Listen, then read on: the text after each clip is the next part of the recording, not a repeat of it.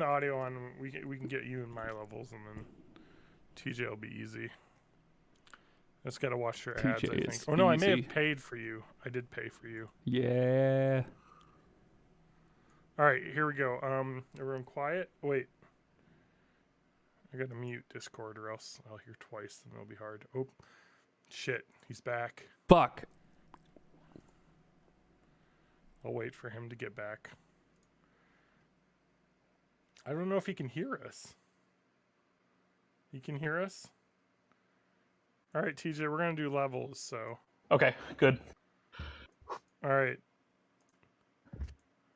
This is John talking with his microphone in its spot, and then Matt, and then TJ. This is Matt talking, and then TJ.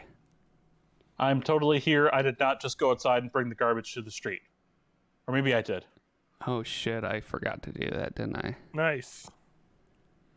I didn't want to get up early to do it. Yeah, hopefully one of the other families right. in the building will do it. I don't know if I'm... Am I sounding okay?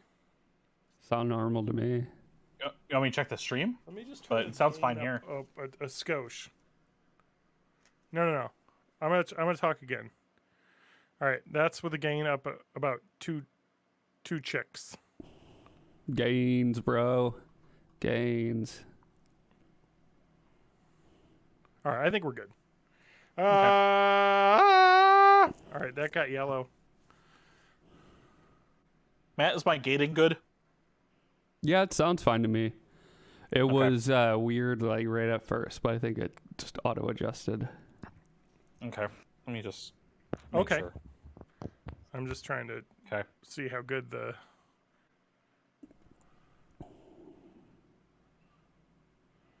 I don't want to be too quiet. I should probably... Matt, can you talk again? I'm talking post this on again. Twitter. Why is it that lumber has Okay, you're about the same. a as me. All right, I think nominal we're good. value for its length, width, and thickness, but that's not the actual length, width, and thickness? You're just supposed to know that those numbers are lies. Okay.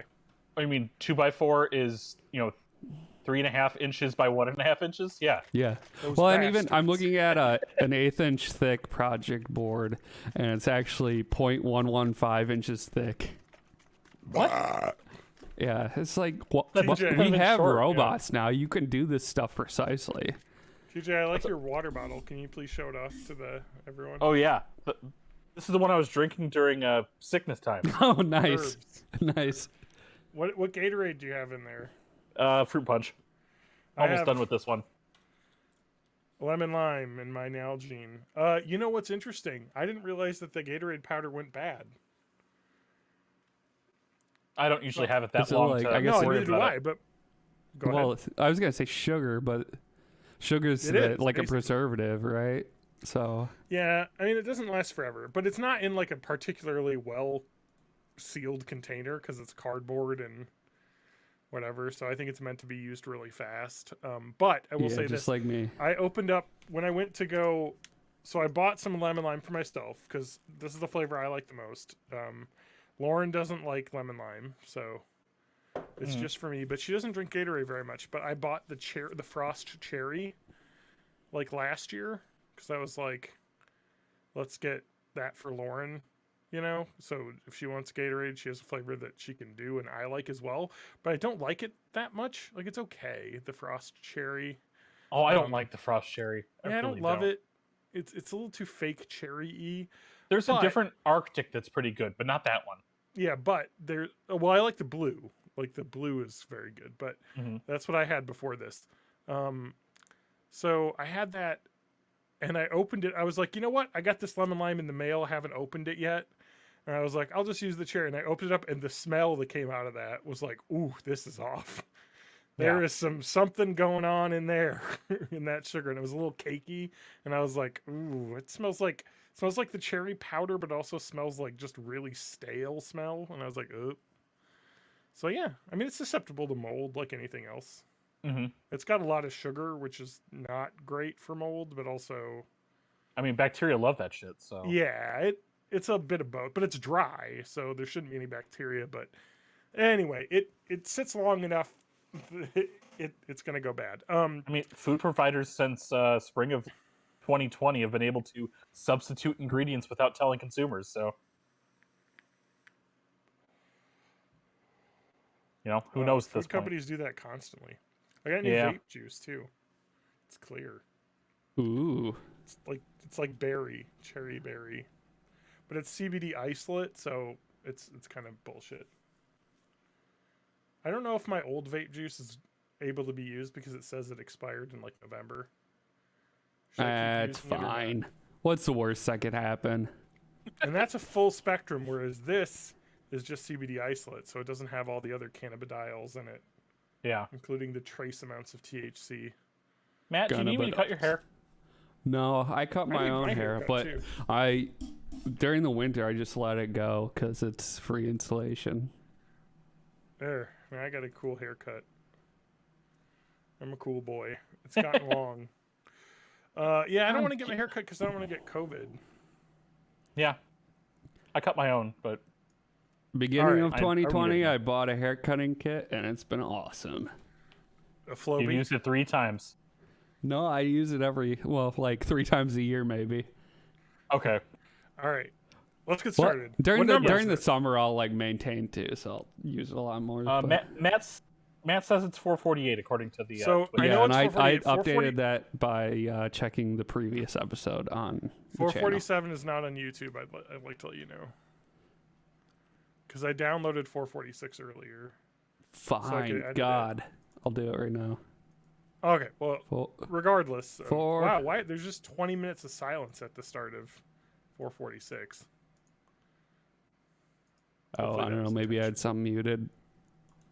I think it was probably you just started the stream before we actually got on it. Visibility, anyway. Pubic. All right, it should be exporting now. Perfect. All right, we'll deal with that later. All right. Welcome to Born in the 80s episode 448. I'm your host, John Danger, joined by my co-hosts. Matt Danger. And TJ Not So Danger May. No Spanky today. Do we ever talk about where John Spanky. Danger came from? I don't. Well, maybe I know. Refresh my memory. Was it from deep within your head? It's from Facebook. So on Facebook, you used to be able to put in crazy names because it was like, not the horrible monster Facebook it was used today. to be fun, if you could believe it. Yeah, I was like Sir Jonicus of something for a while, and I just would change it around because it was fun. I used to be Matthias Aurelius Hagicus Rex.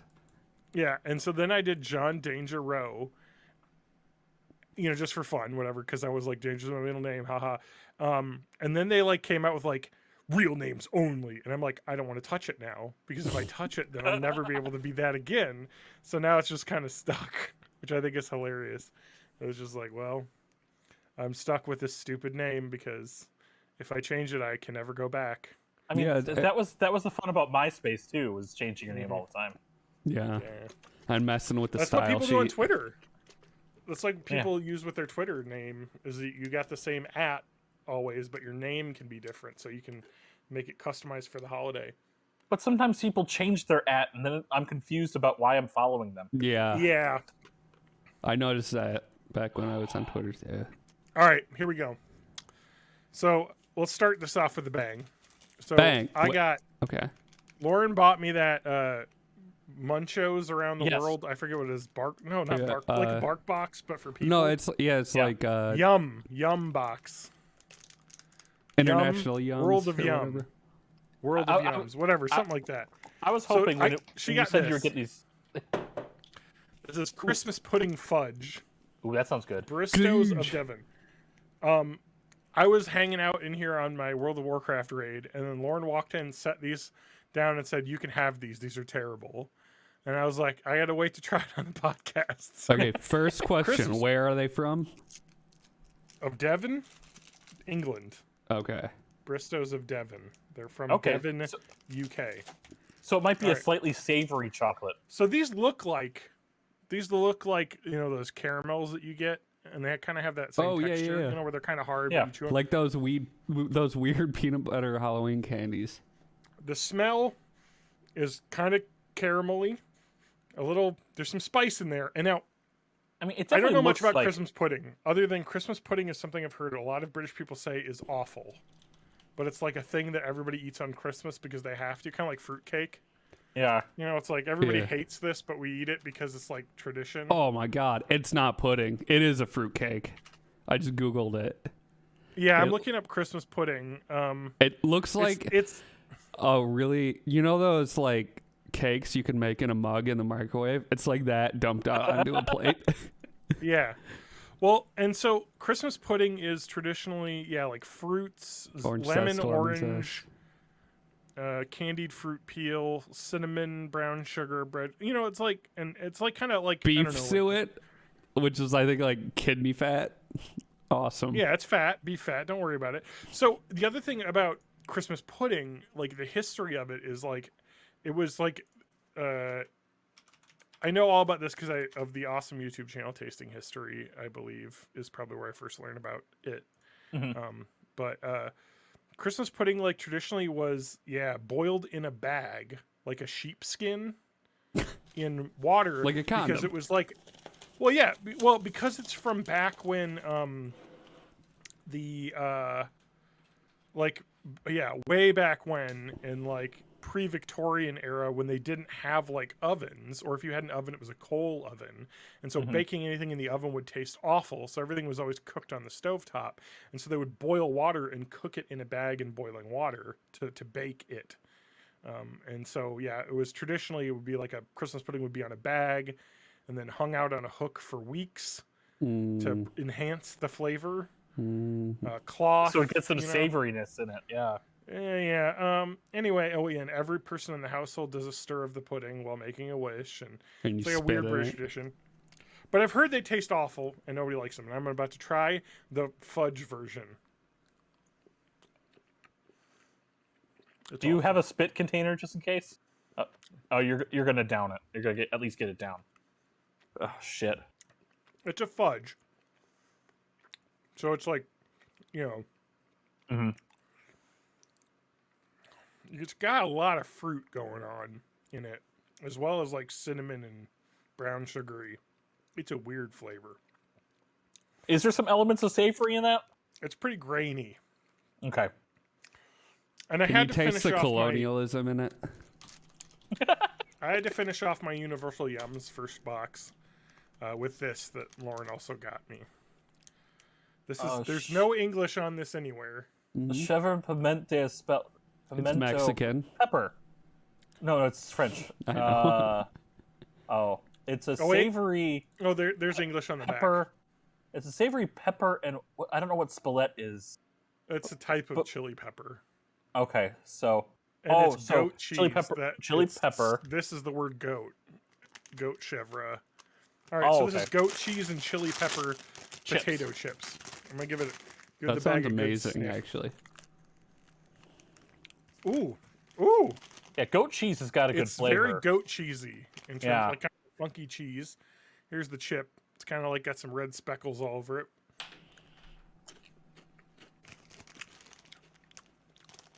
Oh, that is fucking excellent. Got some heat on the backside. Now, that's podcasting. You don't want to hear me eating. So no True. more. Yeah, when you first mentioned that you were getting these Yum boxes, the back of my mind was like, "Oh, is this like some sort of subscription thing from Yum Brands? Are you Yeah, getting basically. Taco Bell and KFC Oh, in the no. mail?" I wish. Oh no. Yeah, the all you could eat taco pass. Speaking of Taco Bell, good Yep, segue. They had wings on the menu for a limited time. they did. I ordered them as well. Yeah. You didn't- How'd they taste? But did you eat them? I didn't get them. No. Because when I showed up at my Taco Bell that I online ordered from, it was closed. Well, I pulled up into the drive-thru like the 3 or 4 cars in front of me and sat there for a little while and wondered why nobody said anything. And I pulled forward and it was dark inside. There was no sign anywhere. This was like a Monday evening at like 5 o'clock. Not open. So nobody wants to work anymore. Hashtag nobody wants to work anymore. So I canceled How my dare order, and I wasn't able to get them, and that's it. But somebody else in the podcast ordered them. Oh, who was that? Oh, Uh, it was our me. resident I did. sommelier. Yes. Oh, right. So, first of all, I don't know what they use as their breading, but it was just kind of the base level seasoning, really good bread, nice crispy. Like it was well fried in the best way, and the chicken was nice and tender and moist. I did not expect this from a Taco Bell wing. It did not make sense. And they packed this in with a spicy ranch. I think it's the same stuff they put on their maybe not all their chalupas, but definitely the gorditas, the gordita crunch. I think it's the same spicy ranch they use on there. And that did make for a nice little dip. It wasn't super spicy. It's ranch. What do you expect?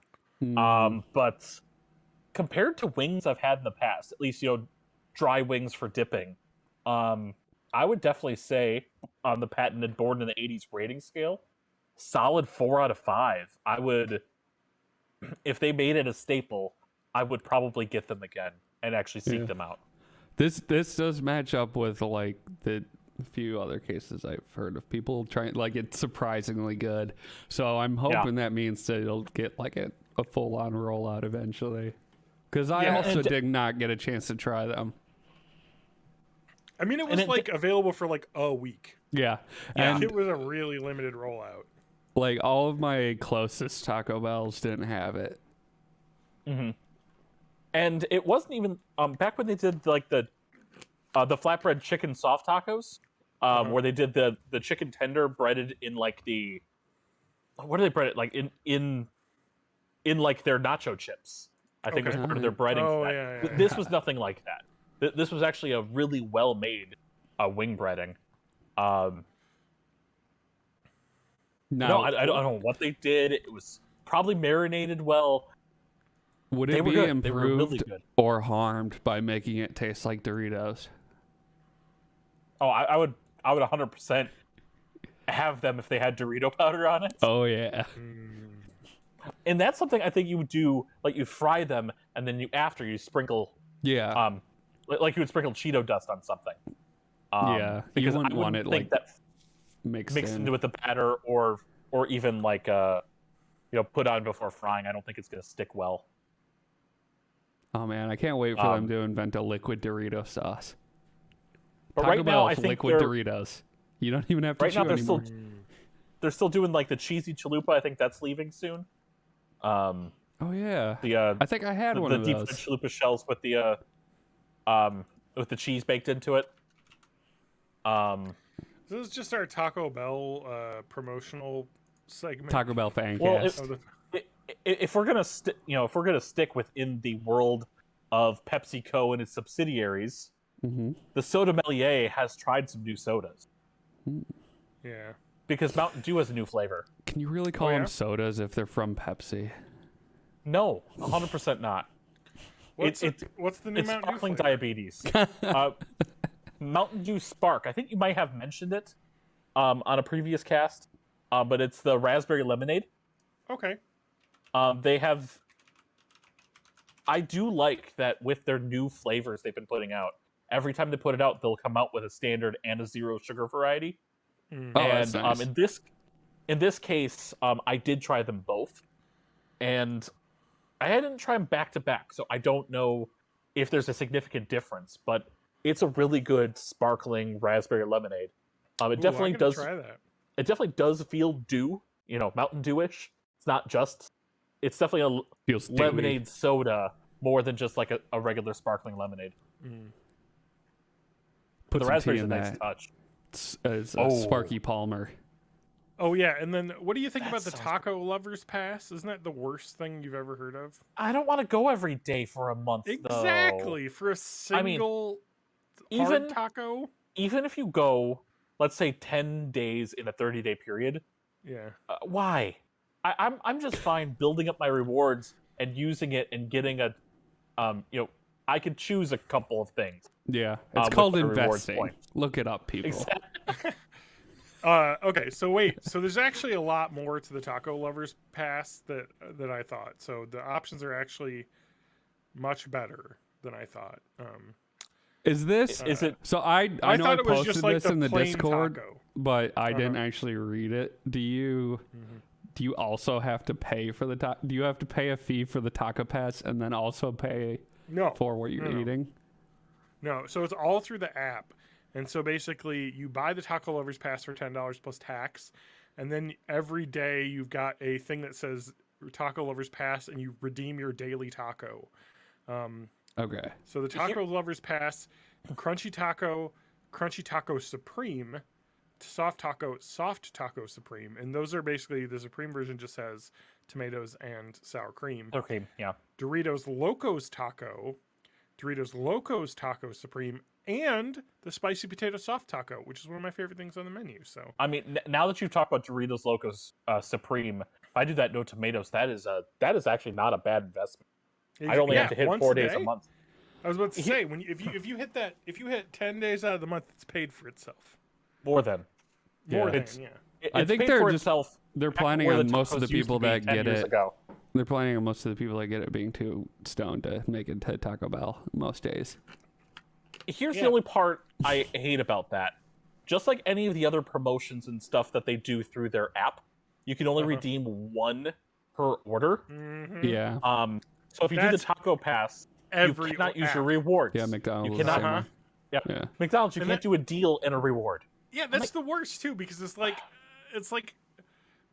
the only reason I ever order anything for McDonald's is because they have the deals where you can get like buy one get one on almost everything, and it's like, well, this is great because then I can get like dinner for me and my wife, or just me, and have 2 Big Macs. That's how you do. But I could theoretically. No, I have done it with my wife though, where I've gotten that, but it's like I want to John's done it with his wife. 8 million. TJ hasn't done it with his wife.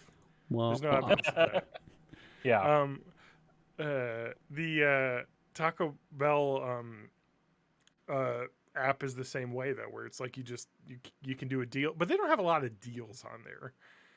Not often. It's usually like a daily deal. That's the only other thing you can get. But I'm also really disappointed too because I did the deal. So we got to talk about Taco Bell's menu change here. So they got the you talked about the burritos already. The Fiesta Veggie, the beefy melt, and the chicken one that I don't know the name of it. Smoky chicken. I don't remember. But no, you did talk about it on the last podcast. Well, I want to talk about it again. Yeah, let me pull it up. I got the app. No, I don't want to talk that. Yeah. Wait, is it gone? No. They're there. Sorry, I got to look at the. I'm on the menu and I went to burritos, which was a mistake. It's the value menu. Burritos. It's value, yeah. I do Chipotle Ranch grilled chicken burrito. I do hate that they lost the Chipotle chicken, the old one. Yeah. The Chipotle Ranch grilled chicken burrito fucking kicks ass, and I love it because it's like a salad wrap almost. Because there's a lot of lettuce in there. It's like literally just lettuce, chicken, tomato, and cheese. So almost I really like a snack wrap. That. Yeah, it's kind of like a snack wrap, exactly. Yeah. Okay. And the beefy melt burrito is good. I was going to get a Fiesta veggie burrito with that deal, where you buy one burrito buy and then one get one, but it expired. And I went to go pick it up, and the Taco Bell is closed. So, I'm like, well, I guess I'm not getting that deal. It's not that bad though. I mean, I wanted to try it, but whatever. But no, they're good. That's it. They just we talked about last that they changed their menu, but I have tried. But now you've had them. Okay, that makes sense. They're very good. They're $2 instead of $1, but I mean, I think the quality. They're loaded. You get more value there than you do off the beefy 5-layer. I was about to say they're actually pretty full of stuff. Like, you know what I mean? But you could full of if stuff. You want the beefy 5-layer, you could always get the $5 combo: beefy 5-layer, a crunchy taco. Oh, city twist.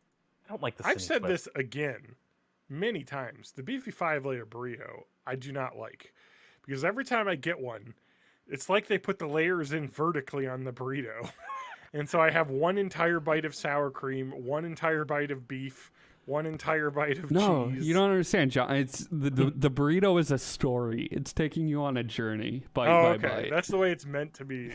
Yeah, but the the bean bite by itself is not the best. You need to have the beans throughout. Yeah, you got to have that I like that I've turned Lauren around on beans as well. She used to be very anti-bean, but now I make black beans and rice. She'll eat refried beans, and it's really opened up the menu because I really love me some good black beans, like well seasoned, which is good. Which is why I wanted to try the black bean tacos and stuff. But maybe I'll have to do that on one of my future visits. I mean, if you use the app, you can get that black bean quesarito too. Yeah, no, I want to try some of the weird stuff that they have. With the black beans for a little meatless Monday, maybe someday. But like the black bean chalupa. Yeah, try out something weird, you know.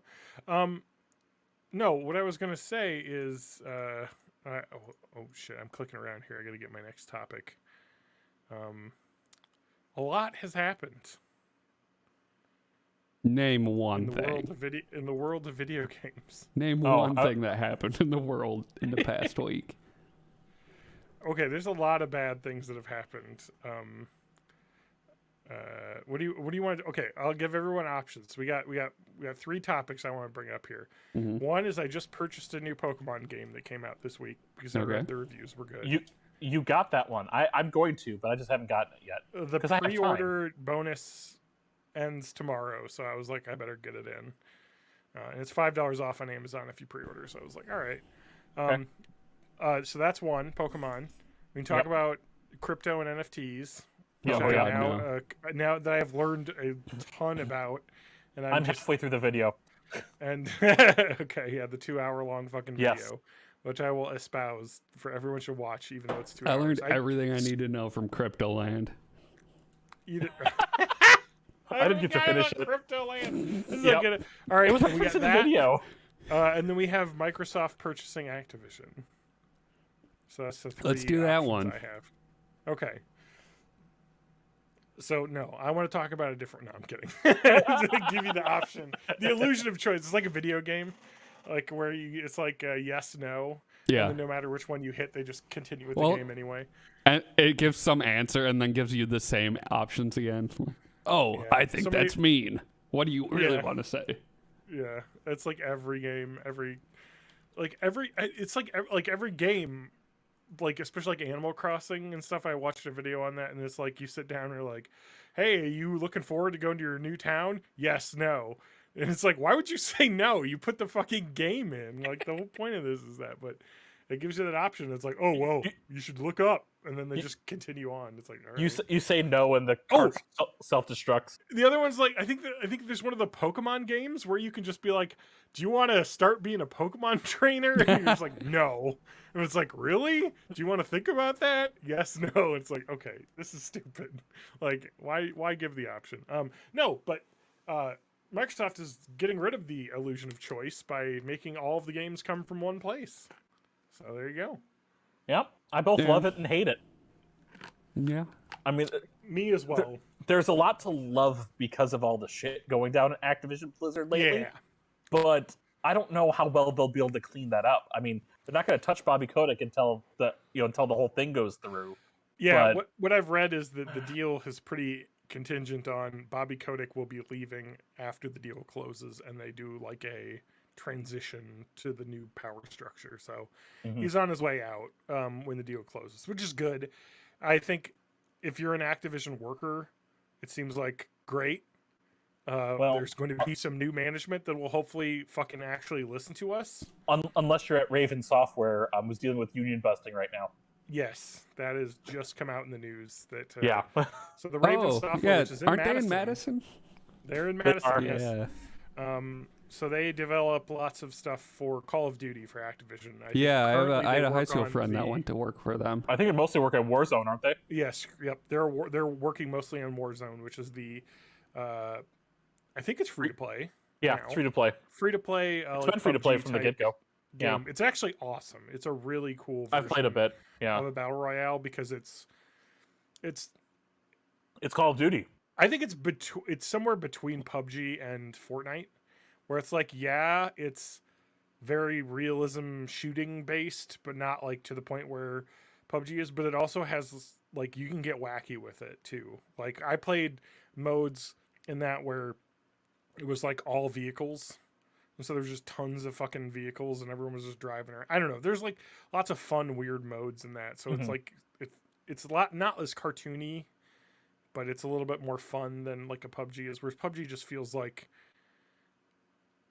I like that game and I love that game, and all of my hours playing with Matt I will cherish forever. But that game hurt my body to play. It was tense. It's like a horror game. One match of PUBG. Like you just like every fucking like movement on the map, you're like, oh my god, I'm going to fucking kill a guy or I'm going to die. Like, and that game was just so tense. Whereas I think a lot of the other like Fortnites and whatnot just kind of add a lot to the game where it's not quite as tense. So it's a little bit more fun. But I don't know. There's something to be said for it being tense like that. That's PUBG, that. I mean, that's what I liked about PUBG. It was just like suspense and then immediate death. Brutal. I just have so many fond memories of playing with Matt. Of us just like hanging out in a building and being like, "Is that a guy?" And then just like we're quiet and you can just hear footsteps. Yeah, and we're just like, oh, it's like a horror movie. Like yeah. And we're like, all right, you look through this entrance, I'll look through this entrance, and there's contact, and like either we kill him or I die, or there's two guys, and it just goes to shit in seconds, and then boom, respawn, start a new map immediately. Yeah, there's a lot of fun to that. But John, you are right. PUBG is going free to play. So yes, I saw that they finally were like, okay, we want to compete because it's getting destroyed. But this brings up a good point. So a lot of people were talking about the Microsoft Activision thing, and people are bringing up Monopoly. You know, like is this they also bought the Monopoly game? No, that's currently licensed by Ubisoft through Hasbro. Oh shit! Okay. But so that's still not part of the Monopoly. But how ironic. And I think a lot of people talked about this, and I think it's really interesting because I think that definitely it's something that will probably get investigated. But there's just nothing there. Because if you look, because like I hate monopolies, you know, I'm not going to be pro corporate this, but like this acquisition just isn't it. Like, because people are, you know, I think it's a lot of people that are very angry Sony people that are Sony evangelist. I am a no console evangelist. I buy them all. Except for a PS5 because you can't purchase them for non-scalping prices unless you're going to wait outside of Walmart. And I don't care. It's not worth getting a PS5 yet. Yeah, not yet. I mean, I'm sure there'll be some really amazing games coming out in the future. And the only reason you got a Series is because you skipped the Xbox One generation, and Game Pass is freaking awesome. And there was one available. Like, I got lucky when the pre-orders went up. So I was like, okay, I can get this one, so I'll get one. And plus, I could do backwards compat with all my Xbox 360 games that are available, which is fun. And Game Pass was something I had on PC and I was interested in. So so this is interesting. So they're buying Activision, which is one of the bigger publishers out there. It's $69 billion. They, and I heard someone on a podcast talking about this, and they're like, "Do you think they talked about that in the boardroom?" Someone higher up was like, "Can we just round it up to 70, or are we gonna go with this? Because it's like 69.8 billion." Yeah, like it's like, can we get 200 billion in there? No, $69 billion for Activision. I think the deal is set to go through in the summer of 2023, so it's quite a ways off. We got a year and a half here. Yep. Which is the way all these work. But somebody was talking about how like this is so much money and so huge, and it's like somewhat but also Dow DuPont was a merger that happened that was $122 billion a couple of years ago, so it's almost double. So it's not in terms of scales of it's big, it's huge. But Sony or Disney bought Fox for about $70 billion last year or 2 years ago, whenever that was. So I mean, it's not. It's a big acquisition, but it's not like the biggest acquisition of company mergers. It's huge. The crazy part is I believe the Microsoft purchase is straight cash. They just have $70 billion. I'm just picturing that it's actual cash and it's just like pallets they of load bills. up the trucks. No, but like they just were like, let's do it. And it makes sense because if you think about, and you know, let's look about this as a monopoly. Like, it's Microsoft, one of the biggest fucking companies in the world, buying one of the biggest brands in the world, Activision, which is Call of Duty, which is one of the best-selling games every time it comes out. World of Warcraft, which prints money. You know, Mhm. you have all these things that it's buying, and Candy Crush Saga is Yeah. part of this. Yeah. Like, so they're buying all of this stuff. I saw like the banner image. It was like Call of Duty, World of Warcraft, Candy Crush. It's like, oh, I Candy guess. Crush Saga. But like, really, that probably does make more money than all of the other ones. I mean, it's insane. And this is, I mean, this is a company that's been around for a long time, because we're talking, you know, We're talking it was Activision. This it's is a fucking splinter of Atari. yeah. This is the Atari 2600 days gaming company Yes. that's been around. This is like, so. This is Dragster. This is Yeah. Pitfall. Yeah, They've been around Pitfall's for a one long of my favorite time. games back in the day. But so looking at this like Monopoly wise, one key thing they have going in their favor is that Activision Blizzard is not making hardware. They make hardware. They are a hardware company buying software to make their hardware sell more. That is what they can sell this as, and that's not necessarily what they're doing, because what they're doing is they want to push Game Pass. But yeah, also they're the third place hardware seller, so it's really hard to make a monopoly argument in the fact that in the gaming space they're in third place in hardware sales. Yeah. So you could make an argument. It's difficult to make an argument. The trick is you can be a place. conglomerate. You just can't be like all in one, like specific exactly, and that's industry. And so they just have so many ways of spinning this, because it's not like they're purchasing another streaming platform for games, you know, because like they're, you know, Activision Blizzard, other than World of Warcraft subscription service, everything else is not like a monthly fee based thing. You know, it would be like if they bought Stadia, you'd be like, well, that's kind of like they're buying their other competitor at this point in the streaming space, because but they're not, you know. And when you think about it, you're like, well, they got to compete with Stadia, which isn't doing well, but it's Google, which is a huge company that could put a ton of money into gaming, and they're like, well, we need to buy other developers so we can compete with that. But the biggest thing that I think is going to be the biggest sticking point is they need to be able to compete with Tencent and other Chinese companies and Taiwanese gaming companies that are fucking enormous. Is Tencent Genshin Impact?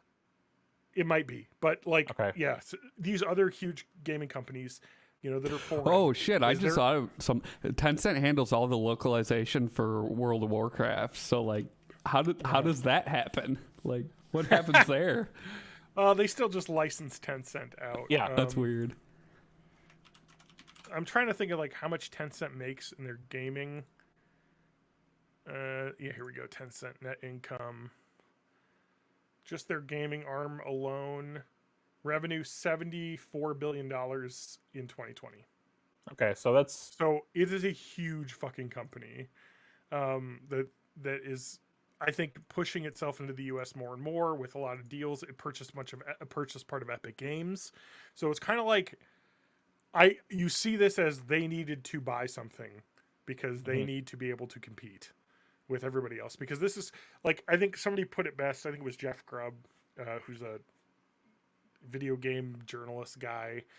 He was talking on a podcast, and it's like, this is a move that basically they're making now so that they don't have to spend $200 billion 5 years from now when they have to buy something to compete. So they're like, we need to just own Call of Duty at this point if we want to be like doing that, which sucks, because it does suck, because if this means that Sony players aren't going to be able to play Call of Duty games, that sucks. I mean, we know right now that, at least as part of this, they said specifically Call of Duty 2022, Call of Duty 2023, and what they're calling Warzone 2 will still be guaranteed coming to PlayStation consoles, or at least specifically with the previous contracts, PlayStation still getting exclusive content, which they've been getting for since Call of Duty, whichever one came after Advanced Warfare. PlayStation's been getting they did deals with content. Sony's to get like first access to like all the DLC and updates. It doesn't matter at this point. Like, the Microsoft games are going to get sold on Sony platforms, like, regardless. I don't think Microsoft is going to throw money away by not allowing that. But I think that they will also allow those games to be on Game Pass for $15 a month rather than $60 for the game, and that's really going to push people to being like, why would I do that when? Because when you think about, Spanky actually shared a really cool video on our Discord about, I think it got into NFTs, but it was really more of a rant about how apps have switched from like the purchase to play a game or purchase to use an application to subscription models. Oh yeah. Oh, like yeah. Adobe has moved to subscription. Yeah. Anything His in was the creative specifically- space is fucking. Yeah, exactly. His was like a teleprompter app. And he's like, sweet, I could use that because like I'm doing this all manually with a remote and like a Word document and stuff. And he's like, be great. And the app is like, oh, it's $5 a month for this app. And it's like, this is fucking stupid because what meaningful stuff could be happening every month with this where I would need to be continually paying them for this service? Like he was like, it makes sense with a lot of stuff. It makes sense. Like a World of Warcraft, they're doing content updates constantly. They're doing background stuff with a streaming service like Netflix. They're using that money that they're getting from that to buy more content or do deals. But is this app that I'm using giving me any extra functionality every month? No. And if it does, you know what we used to do? You would buy updates or the new version of the software when it came out, if you wanted it. But you still had the old version to use unlimited amounts because it was that. And gaming is kind of moving towards that. But in some cases, I think in gaming, it kind of makes sense. Because when you think about Call of Duty, do I want to spend $60 every year on the new Call of Duty? Plus season because pass. you're going to play it, and then next year, everyone moves to the new one. Whereas with Game Pass, you're spending $120 a year. If you buy it annually, or around $150 a year, but you're also getting so many other games that you'll be playing. Mhm. So I mean, and you still have the option on Xbox of buying the game outright as well, but then you have to pay for Xbox Live. Then Do they take things off of Game Pass, or is they it do? just like Yeah, okay. it's like Netflix. Stuff comes and leaves and comes back. What came back recently? There was something that Outer Wilds. That was off for a bit? It was Oh, yeah, off that was for a off for a bit. bit. I have played a few Started hours of it. that, and I really want to play I want more to play because it is Yeah. really cool And they exploration. just- there's some discovery DLC game. There's some DLC to it now too. That is why it came off, because I think they took it off when they released the DLC, and now they put it back on with the DLC. So It's back out with DLC. yeah, I believe You don't have so. to buy a So separate. I think they just wanted to make some money off of the exclusivity of people that really wanted to play it. Mhm. But Game Pass is nice that way. They give you a good But is warning when it- stuff's coming off, and then you can just buy it. It's not like Netflix, where if a show leaves Netflix, you can't use it anymore. With the Xbox, it's like, oh, it's leaving Game Pass, but I can just pay $30 now and just have it for always. But with like Game Pass, is it all Microsoft stuff, or do they license things? They license a lot. Okay, because I was They thinking it license was tons of like stuff. if Netflix took their originals down every once in a while for no reason. Oh no, all of the Xbox like Microsoft game stuff is constantly up there. It never goes away. Okay, 90% of it. Bethesda, Like, well, like, older forces are not on there. Yeah. almost all of it, and then all the Bethesda stuff is on there now. Well, not all of it, but like A again, good most portion. of it. Yeah. And And now now it's been it's great EA. playing And Skyrim again, but on a new console, but not having to pay for it, especially this time because it's on Yes. Game Pass. And then EA Play. yeah, and they the don't EA work with stuff EA is on Play there now, with too. Game Pass Ultimate. So, but that's including a on deal. PC if you want to play Sims 4, or at least base game Sims 4. Yeah, actually, it's pretty cool. I was playing Battlefield 5 on the PC too from that, which is kind of neat. It's just Game Pass is an incredible deal right now, and I think this Activision deal helps continue to make it an incredible deal, and it's really going to help them become number one in the gaming space. Because again, the whole point of like the monopoly argument is that like they are not number one in gaming. Yeah. So it's like it's hard to make that argument. Like, oh, they're a monopoly. That's not like the biggest company. It's Sony And still I beats might them. have to get Nintendo Game Pass still again. creams them. Yeah.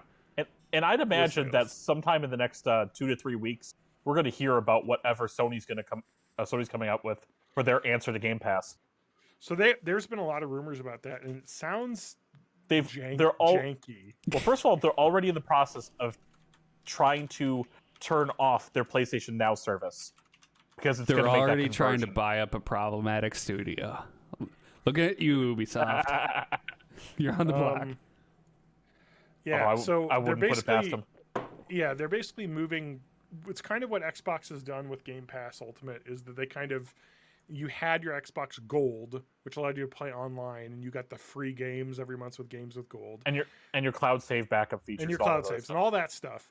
And then Game Pass Ultimate was like this. Okay, it's all these games in this library as well, and then they kind of became the same thing because everyone's like, you're not buying just the online playing capability. You might as well just pay for the extra per month. But so PlayStation kind of has that too with PlayStation Plus, which is you can play games online on this console, which is stupid anyway. But we're not going to have that argument. Yep. Same with Xbox Live Gold. That's stupid. You should just and then be able free to games. play. I mean, because Xbox Live Gold still gives you the free games every month. Yeah, PlayStation so they're kind Plus of the still same. does that as well. And PlayStation Now was kind of like a subscription-y service where you could pay for a subscription or you could rent games and they would stream them. Only streaming though, but then they added the ability to download to console to play as well. Recently. For PS4 only. Yeah, and PS5 now too. Yeah, so yeah. So they kind of had two, and so it sounds like their new service is going to combine those two, basically, having the online play and the free games. The code name is Spartacus, which is a weird thing. And I think the rumor is they might do PS2, PS1 as part of that collection, but we don't know that for sure. So there's some stuff that I really don't like about the way that they're doing it, but maybe this will be better because right now it says the one thing I like about Game Pass Ultimate is that's it. You just buy Game Pass Ultimate. You know what I mean? If you have a PC only, then just get Game Pass Ultimate PC. You know what I mean? It's $5 just Game Pass PC, cheaper. Yeah, whatever it is. Game Pass PC, because you don't need Ultimate then, because you don't have a console. But if you have a console, Game Pass Ultimate gives you PC games, gives you console games. It's perfect. It's one purchase for everything. It sounds like Project Spartacus is going to have 3 tiers, which was like kind of like they should just go with one option to be the thing. Well, but in a way, Game Pass has 3. If you ignore PC, Game Pass has 3 tiers. It's Gold only, it's Game Pass only, it's Game Pass Ultimate. I think that's what Spartacus is going to do. Not really. At least we don't. Oh, that's right. They're still working on it. So the rumor is PS4, PS5 games only, and then the legacy with it. Yeah. So they're going to have 3 tiers. They're going to have the one tier, which is basically like your Gold, PlayStation Plus, play games online, which is what you're currently paying for.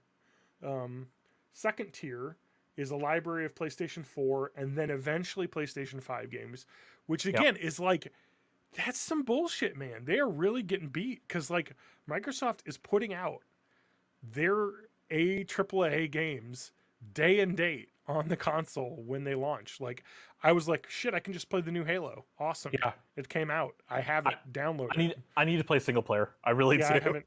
I'm gonna wait until Spanky and I can play it co-op. Which is coming. Is there more than 2-player co-op? Possibly. We'll look into it. We'll play it together. Awesome. I'm waiting because I've heard that will be coming out sometime this year. I think they were targeting spring, so hopefully soon. Yeah. But the second tier is PlayStation 4 and eventually PlayStation 5 games. It doesn't sound like they're going to have day one releases, though. And then the third tier, which sounds like the most interesting, is that would include the first 2 tiers and access to extended PS3, game PSP. demos, game streaming. It's like, okay, nobody gives a shit. Well, but a library of classic PS1, PS2, PS3, which is really cool because that is not available anywhere. Because I don't even know how you emulate PS3. You don't. It's streaming. Poorly. Or PSP games. I'd be excited for the PSP stuff because there's a lot of hidden gems on that. Yeah, exactly. I never, played one, but it'd be great to have. But you can emulate PS3 games. You just need to have an incredible PC to do it, to brute force the cell processor weird shit they had. Yeah. The core processor, Yeah, whatever it was. Whatever it was called. It was stupid. It was the motion engine for PS2, but there's enough. It was the cell processor for the PS3. Okay, yeah. Which was really, like, when you think about the way that was done for the PS3 was like, why? Like, creating your own hardware solution was just so weird when it's like, because now all the consoles have switched over to RPC. Power PC, which is like what every Windows computer uses. And it's like, it was just like, we have our own weird thing, and yeah, now everything uses that. But it's just interesting. It makes emulation really weird for some of those high-powered consoles. PS2 is even shaky. It's gotten a lot better recently, like very recently. Like things have really gotten better in that space. But yeah, it's kind of crazy. So yeah, I'm just looking forward to it. And I really hope that this purchase will really push Sony to try and get their back catalog out there, because I'd love to see some of those old PS1 games available for streaming, like stuff that you can't find anywhere, stuff that like you have to pirate to play. You know what I mean? Like I can't play Luna or Silver Star Story unless I have the discs, because you can't buy that anywhere, because who the fuck owns the rights to Working Designs games now? Who? Nobody? Anyone? They made a phone version like 4 years ago. Like, I don't know. So it's I want to play the original. They never made the PSP versions of Star Ocean 1 and 2. They never made those available digital. Yeah. I'm like, there's just some weird shit that hopefully they'll rectify with this service, which will be awesome, and will hopefully push PS5s, and maybe I'll be able to own a PS5 by then. Or like trying to find copies of the later games in the .hack quadrilogy. I have the first one. Is that worth a lot of money? Probably not. Not really. I still have the first one everyone somewhere. bought that one. I want to play those games. They were like a single player MMO. Yeah, kind of fun. I mean, for PS4, they came out with they had the .hack GU trilogy, and then they came out with the entire trilogy for PS4, including a fourth unreleased game that they included. So it became a quadrilogy. But the original .hack was like an anime and game together. Well, it was anime first, and then they made a game anime collection to cover that space. Well, I think the very first the first one, I think, was 2 discs, and one was an anime episode or something, and the other one was the game on DVD. .hack Liminality is what that series was called. Okay. For that single episode that relates to some of the stuff you do in the game, and one of the maps you have to go to in the game is something that is referenced in the anime, and then you have to use that to get the keywords to go to that map. Oh, neat. Yeah, so there's some cool stuff with that, and it'd just be nice to get some of that old stuff that is just really difficult to find, and like used game prices right now are still bad. Yeah. I was looking up Pokemon games. Holy shit. Fucking Pokemon Emerald used is like $250. So if you got that Game Boy Advance cartridge around, you're not the real sitting one. On some cash. I got my Leaf Green copy here. Yeah, like it's just like shit, man. And I was like, Fire Red and Sapphire. Yeah, and it's like, why? People are like wondering, why are they so expensive? Because it's not like it was, because like usually with like old games, the expensive ones are the ones that didn't have a lot of copies out there. You know what I mean? But the Game Boy Pokemon games sold bajillions of copies. And so it's just really confusing to me how like they could be so difficult to find. Like there are factors. It was a kid's game on a kid's console. So a lot of those copies probably are sitting in the bottom of lakes or under fucking recess benches, or, you know, just lost to the world. And people don't want to get rid of them because they want to keep their original copies. And I think it pushed an enthusiast's like, you know, system off. But I don't think that makes the prices like 5 or 6 times higher than everything else, though. It's so weird. Like, are people just holding on to lots of copies of Pokemon games? I mean, part of it, though, TJ, is people are willing to pay them. You've gotten to this, too, is you have to have those old games to transfer to the new games, some Pokemon. And trade and stuff. Exactly. And that's like the thing, is that they've made them still relevant, which is weird. Can you trade on repro carts to that? I've done it. Okay. So that's... And also my multi-cart that came with this. Yeah. I was able to download a save file. So I've got event Pokemon if you'd like some. Nice. That's a situation where it's kind of like I get repro carts at this point. Yeah. Because like if it was like Earthbound as well or Chrono Trigger for the Super Nintendo, it's like you get a repro cart. Like the originals are $400. Like, come But on. no, I've traded from my all the exclusives from Ruby on my repro cart to one of my real carts. So That's cool yeah. because I'm gonna probably want to look into getting repro carts when I get my Retron finally. Yeah. Pocket. But because that uses real hardware. But I've been playing a ton of Pokemon Emerald on my Ambernick handheld, and I'm now at the. I beat up my dad. That's where I'm at in the game, and now I'm going to the next place. And I got Surf. So I'm surfing on Gyarados. And that's a fun game. I got way into that. And I thought about buying Brilliant Diamond Shining Pearl, but I didn't. I have them somewhere. I haven't started them. I just... But I want to get these Manaphy eggs before I can't get them anymore. So I bought Arceus, like I mentioned, because that's like the Breath of did. the Wild Pokemon game.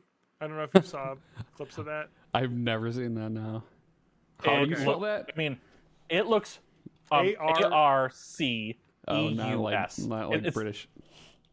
No, it's the name of a Pokemon. Okay. Pronounced either Arceus or Arceus. It's literally the god Pokemon. Before like we continue Pokemon talk, I need everybody to know that during that last conversation, I did sign up for Game Pass. So next month, when I'm confused about why I have a Microsoft charge, that's why. Okay.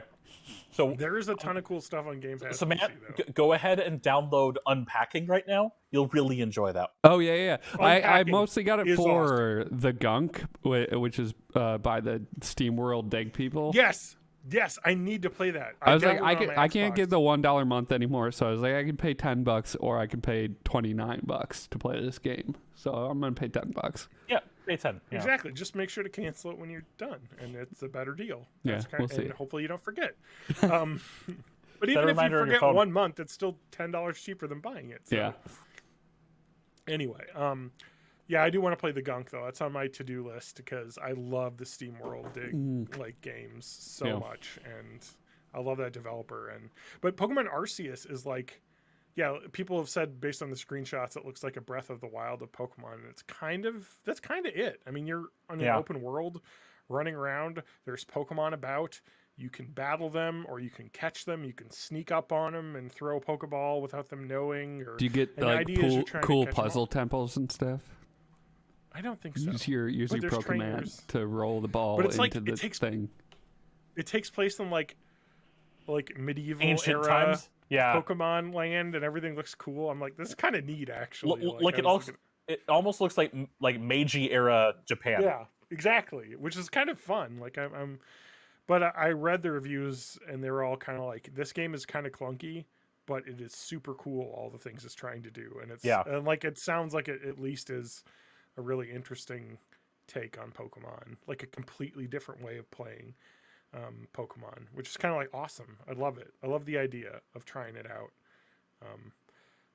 Did you see the Pokemon first-person shooter that got taken down? Yeah. I forget. I think it was on someone's itch.io, but they had made like a first-person shooter. I think it's a person said they're developing a game a month.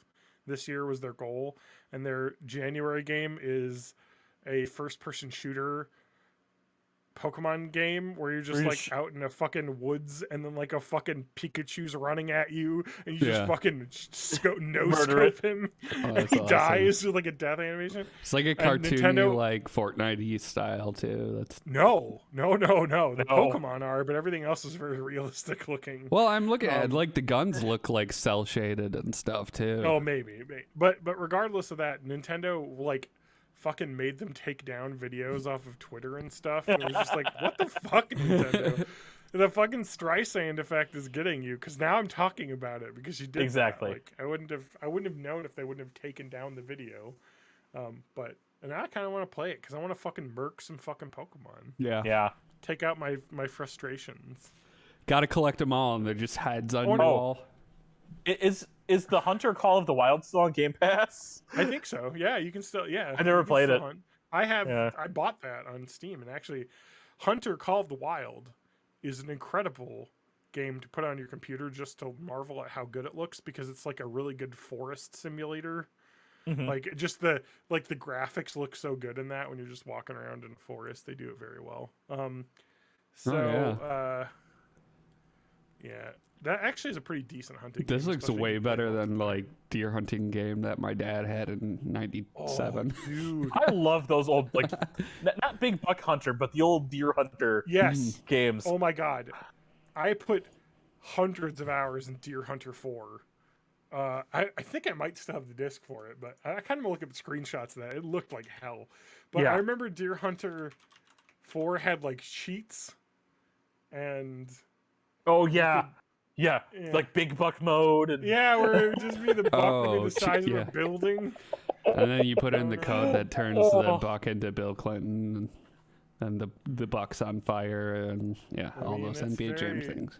Does not seem very unrealistic. But I do remember it was like you could do like oh yeah, I'm watching a video on YouTube of someone playing this and it's really just bringing back memories.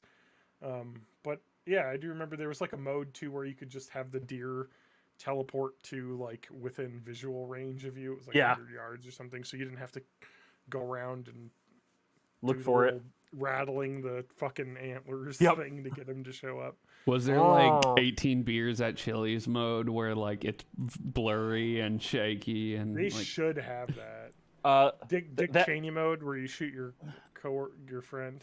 That was the game Redneck Rampage.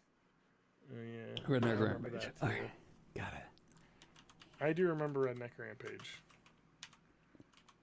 Was that was January 6th last year, right?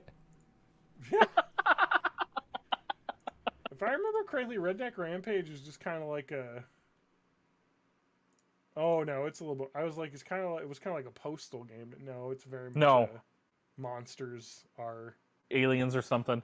attacking, and you're a redneck, and you got a shotgun. Anyway. But really, the aliens are rampaging. You're just standing your ground. Yeah, the aliens are rampaging in the capital, and we need to get them out. Whole caravan. TJ, I downloaded a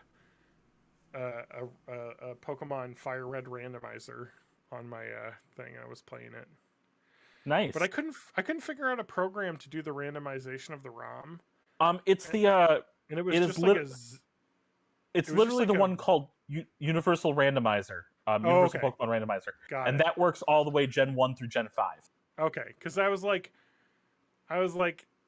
where can I download one? It was just a ROM that was pre-randomized, so I don't think I like the settings on it because the catch rate was really bad for really high level Pokemon. So it's one of the two programs that we needed to do for that Crystal Randomizer we did. I mean, I'll just go, whenever we want to do something, I'll just go ahead and randomize them for us and get them sent. But I think that's a really fun way to play through Fire Red or Leaf Green because I've played, the first version of Pokemon multiple times. But having just show up and have some fucking legendary Pokemon just being the level 2 in the grass is just fun. We're like, shit, I got a fucking Zapdos right away, Anyway, so that's kind of fun.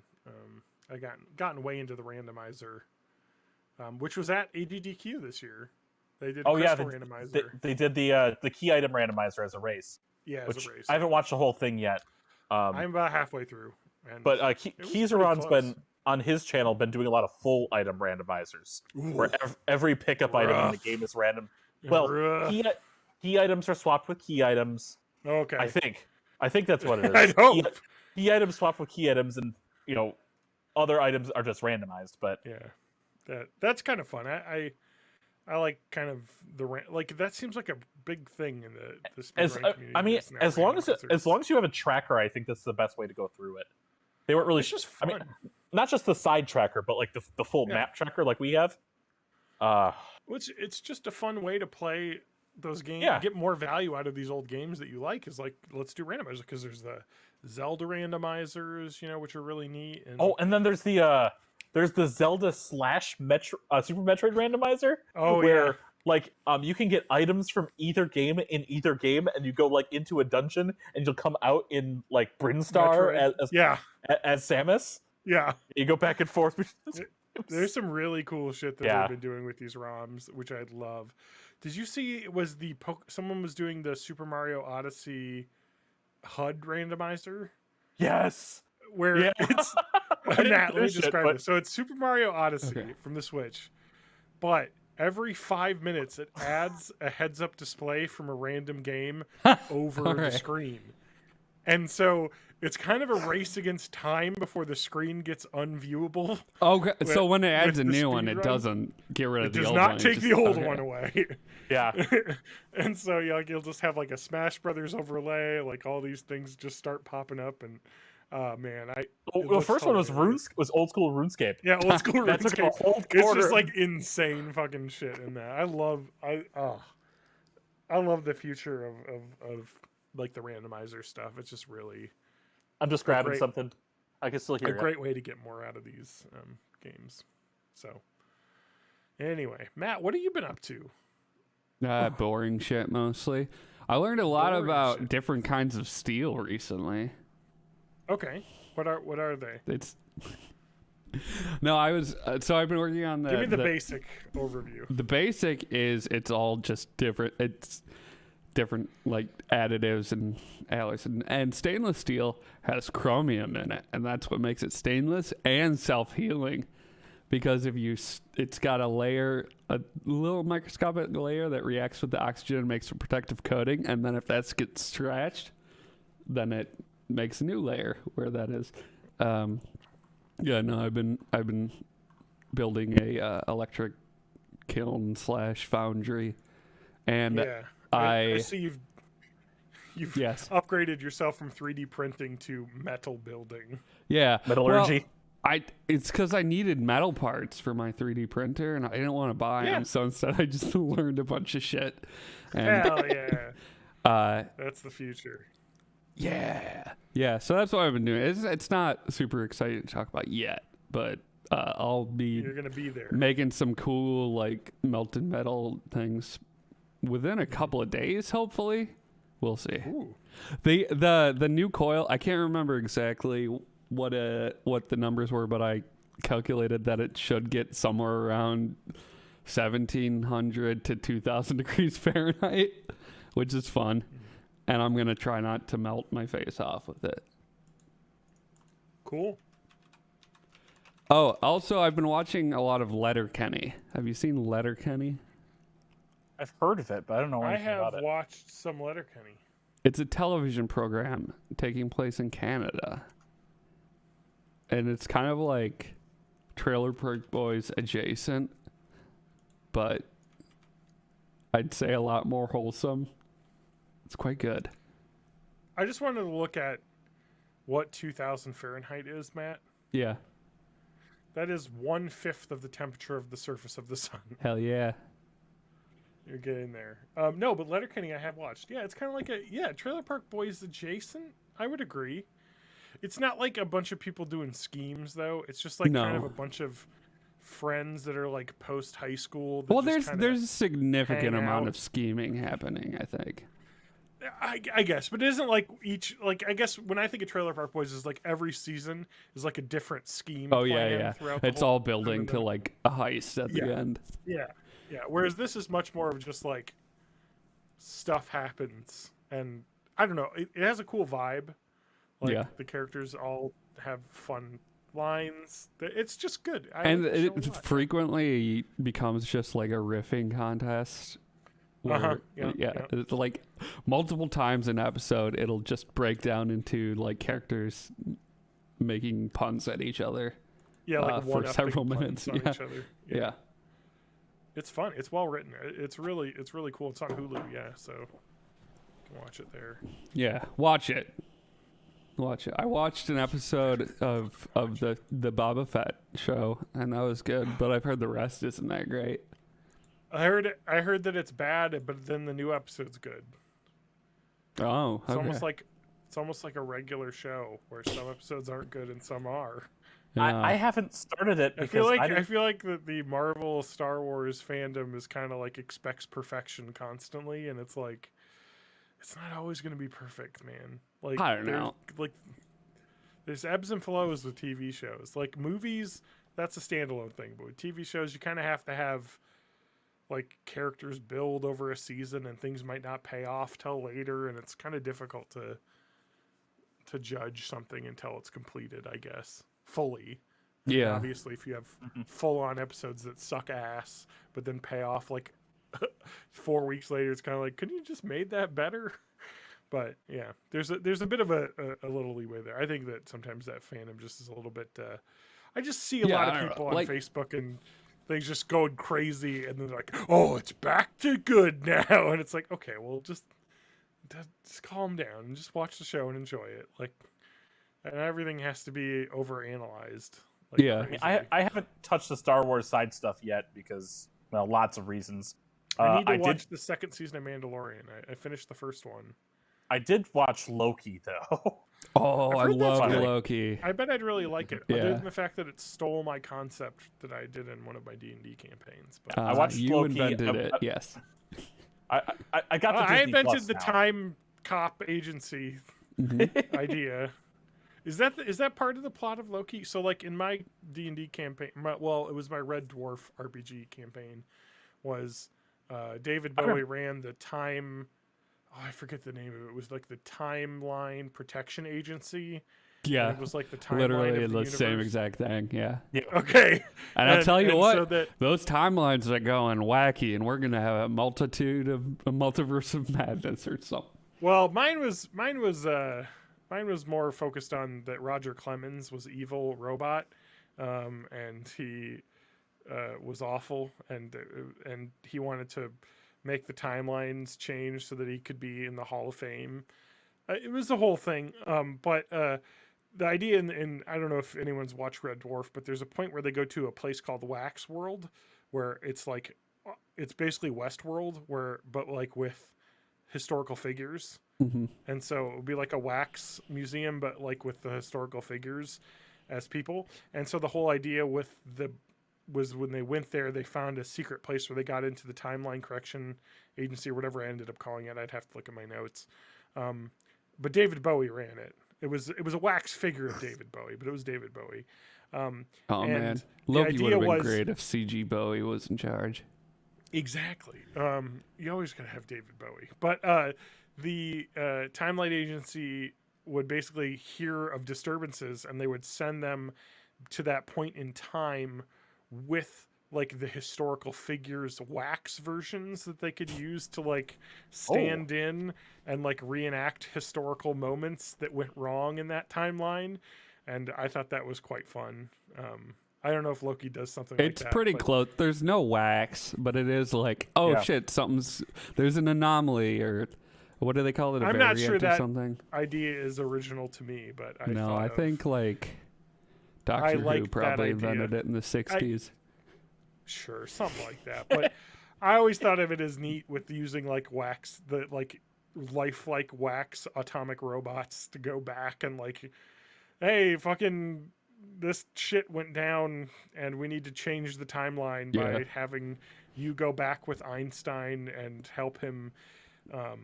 It was, I think in the version I went with, Einstein was like bummed out about the nuclear weapons being created, and so he like became a degenerate gambler in like 50s, Las Vegas, and they had to like rescue him, and they ended up playing like craps with Einstein for like an entire session of the game. Nice. It was just me playing craps and blackjack with the players and stuff, and trying to like beat Einstein so they could convince him to like go back to his original timeline.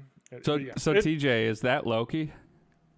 That's Loki. But I would like to watch Loki, because it sounds like if I created something similar to that, then obviously it's a little bit up my alley. Yeah. So. You'll just be annoyed when it turns out that it's not completely separate from every other Marvel thing. Yeah. I don't mind. Why did WandaVision have to become a Marvel thing? No. It's not that it became a Marvel thing or was tied in. It was that it just went to a really traditional ending. Yeah, I guess. Good guy versus bad guy. Where it could have just been a little bit grayer, I think, with more fun. And they went away from like the TV parodies to just, okay, now it's just a big action thing. And it's like, I don't know. Yeah. They could have had fun jumping between parodies during a fight or something. I don't know. They could have done more with the concept. I think like, oh shit, that would have been cool. Like, oh shit, you knocked me into Bewitched through a wall. And, Yeah. I think as far as like the Marvel things, I enjoyed WandaVision it. is by far my favorite. Loki is like a pretty close second. Like I think everything else is don't fine. Get me wrong. I like to rag on these things. I enjoy them. I'm not like disliking them. Like WandaVision's like a B, in terms of television series. B plus. I liked it a lot. You know what I mean? Like for me, and it's just like I just like to nitpick because I'm a dick. Dick pick. I just like to dick pick. Isn't that what that means? I'm only an episode into Falcon and Winter Soldier, and then I haven't started Hawkeye yet. Yeah. Hawkeye is surprisingly good. Maybe it's just because I went into it not giving a shit about anything Jeremy Renner does. But yeah. They did it. I like Sons of Haley Bitches. Steinfeld. I like the idea of him like training a new Hawkeye. I actually like that I read that it kind of gets into some of like the fucking murder shit that he was doing. Which is kind of interesting. It's all about like, hey, remember all that Ronin shit you did? Yeah, that bill's coming due. Yeah, like which I'm like, that's kind of neat. Like they're exploring an actual like plot thread there. Like, and I just don't. There's too many shows now. I'm watching true. So many shows. Yeah, and I watch the Star Wars and Marvel shows, and then like nothing else except for maybe Supernatural and Letterkenny now. Like I have 4 shows that I can keep up with. Yeah, and then what am I actually watching right now? I'm trying to rewatch Dexter. Oh, I just finished season 2 again. The new thing was actually pretty good. I haven't seen it. I just want to at least get through the base stuff, and I don't have going on Hulu the to see Showtime thing. what I've been watching lately. An ass load of Kitchen Nightmares because Lauren's obsessed with it. And a kitchen load of ass nightmares, which is on a different website. I really hate the American Kitchen Nightmares in a lot of ways, but it also is. Yeah. It's got the Goombas factor, as I call it. There's just a lot of like weird ass people that are on it that are really fun to laugh at how weird they are. So I think that's funny. Like, I don't know. And there's like people that just are really stupid on it, which is fun. I'm trying to think. I watched Don't Look Up. I think we must have talked about. Yeah, that. we talked about that. We definitely talked about it. Yep. Because that was last week or 2 weeks. And ago. I was like, "Is that a movie about dogs?" And then everybody laughed and clapped. I did start the fake scientific reality show 100 Humans on Netflix. Oh yeah. What is this? What is the concept of this? They just have 100 humans that kind of like, it's kind of a cross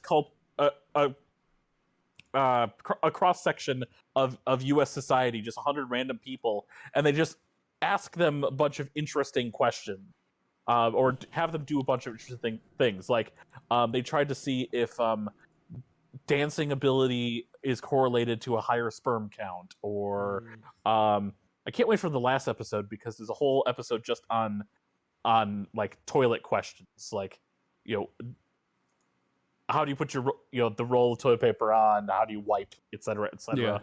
Yeah. There was one episode all about like battle of the generations. So they had them split into like 20s, 30s, 40s. 50s and then 60 plus. Was it like a fist fight? Because I could beat the shit out of some Greatest Generations people. Well, they did start it with a physical thing. They just had them do jumping jacks and had them leave if they had to stop. And however many quitters they had for that. They tested them on memory. They tested them on communication by having them build a quote unquote a piece of Swedish furniture. They had I don't remember what else. And then there was like a whole episode on like Battle of the Sexes that went through a whole bunch of different things. It's only 6 episodes long. It's definitely very pseudoscientific, but it's an entertainment reality show in the guise of the science. Look, we all love Malcolm Gladwell books. And sometimes pseudoscience is just fine. I just remembered I watched something that would actually be interesting to talk about. Do you remember a little while ago this director, I forget what he's done, but Zack Snyder he got a Netflix deal where he made Army of the Dead. Oh, A yeah. totally fine and entertaining zombie movie that's just kind of check your brain at the door. And then they were like, hey, we're going to do a prequel about the safecracker character that's never encountered zombies before. So I watched Army of Thieves, and it's kind of good. You guys, it's good. It's just a straight up international heist movie, and then every once in a while they see on TV that zombies are breaking out in America. I love and that. like it's not. I was gonna reference this. Yeah, it has nothing to do with the zombies, but it's got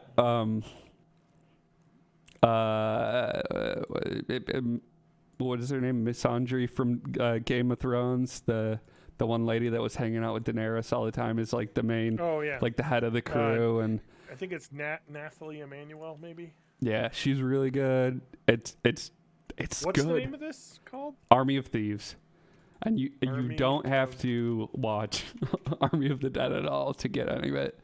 Matthias, whatever his German last name is the star and director, which is usually a red flag, but no, it's quite good.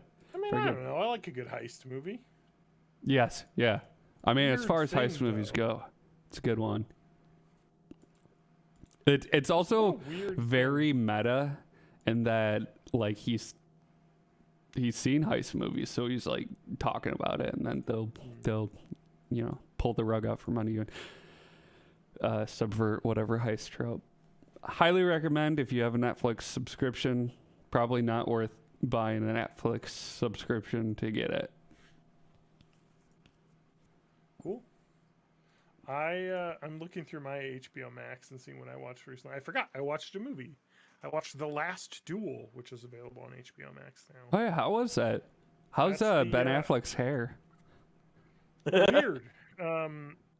So The Last Duel is actually based on a true story of the final duel, not the final duel, but one of the last duels allowed in France. And so it takes place, I think, in the 1400s.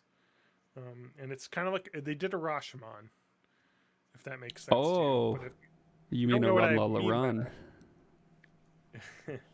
Is they have so this was written by Ben Affleck and Matt Damon and Nicole Hofsner, based on a book by Eric Yeager about the true story of Sir Jean de Carouse and Jacques Legris, and his wife Marguerite de Carouge. And basically, it's like a Rashomon, where it's told from both Sir Jean and Jacques Legris' points of view, and then finally Marguerite's point of view. So And this it's is I know about- this takes place like when acceptability of duels was pretty far gone. So is it's it 13th like century. is it like a courtroom thing where they're like, did you murder this person? Is that Well, the yeah, so- Rashomon thing of it? No, Or are they well, just kind talking of, for yeah. no So- reason? No. So it starts and ends with the duel. So you kind of see them preparing for the duel, and then they go back to here's the story from one character's point of view, here's the story from this character's point of view, and here's the story from the woman's point of view. And it's about a story of one man basically supposedly raping another man's wife, and him denying it, basically, and them going to court over it. And you see a point in the movie where a French church clergyman / whatever science existed in the 1300s saying it's just proven scientific fact that a woman cannot be impregnated through rape, which is something a senator it was a U.S. representative from Missouri said a few years ago. They still fucking believe that. From the 1300s of France, whatever, we're living there. But that was brought up in the fact that she was pregnant from the same time that he had raped her, and he said a woman has to enjoy it for them to get pregnant. And this is something back in the day would always be a thing, because you talk about these noblemen In France, they basically have to have heirs, basically. And of course, the main character, the main man, Jean de Carew, he is, his wife and son died of the plague. And so he gets married to this woman, and they have trouble getting a son, and it's a whole thing. And then she finally gets pregnant, but it was after she was raped, and it's a whole thing. And then you see Adam Driver's character, who is Jacques Legris. Denies it. He hangs out with fucking Ben Affleck's Count Pierre, who is like a fucking playboy guy who sucks a lot. But then you also see that Jacques Legris is kind of not.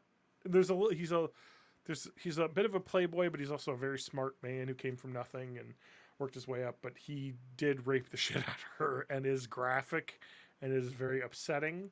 And you hear the story from her side, and you kind of see that it kind of sucks all around to be her. Her husband kind of sucked too, but he didn't. He was still nice to her, I guess, enough. Not as nice as you. It's cool because it's done in the Rashomon style, so you see stuff from her perspective at the end, which is and then they actually say the truth. Is the third act. So you're not like left guessing. It's kind of fun because then they'll redo scenes and you'll see it from her perspective, and you're like, oh yeah, that definitely went down different than both guys thought it went down, which is kind of fun. But yeah, it's really neat, and it ends in a really extremely brutal combat duel in the way that only Ridley Scott, who directed both Alien and I like that it says Alien, but didn't Ridley Scott also direct Gladiator? I think so, yeah.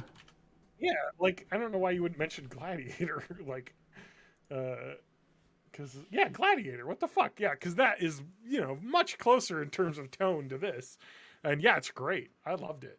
Like in terms, it's like Is it a bummer? It's a bummer. The ending is good. I will say the ending is good though, but it's just a downer in the fact that it's a story about rape and a woman who is not believed, and you see the rape is very like trigger warning, very part of the story, quite graphically as well. So Jodie Comer is incredible as an actress and in this, and everyone's just good all around. It's great. Like I really enjoyed it, and it's just cool seeing like medieval stuff in movies. Like I just like like it's cool. Yeah, different. Medieval. Yeah, I guess that came out in theaters a few months ago, and like nobody saw it because exactly that was Ridley Scott complaining that people only want to watch their phones and Marvel movies and stuff, and I was like, dude, your movie did come out like right when the Delta wave was peaking, so I don't know about that. I specifically wanted to go see this in theaters and was like, I don't really want to go to the theaters right now, and I know it'll be on HBO because it's whatever the production company does their stuff on HBO. I'm like, I'll just watch it when it's on HBO Max, which is what I did. I'm not seeing Marvel movies either, to be fair. Yeah, like I'm waiting for them to come out on the streaming service as well. I saw Dune in theaters because that was in that like little era right before the Omicron came out, so it was like the small lull of like, is it safe? Remember to do when stuff we again? had like a week of hope? Mm-hmm. Yeah. And I'm also watching the second season of Righteous Gemstones. Where are the first two Tom Holland Spider-Man movies? Does anyone know where they're streaming? Wait, or do I have to just without checking? I don't know. Wait, are they not on? I would guess. Well, okay. Where is Spider-Man streaming? They're not on Disney Plus. No, I haven't even seen the second one. I don't think any of them watch it. I don't think any of the Spider-Mans are on Disney Plus. Let's check it out. JustWatch.com. Second one is Far From Home. Yeah. Okay. Let's see where we can find it. It is on Fubo TV or FX Now, or you can rent it for $3 on Amazon.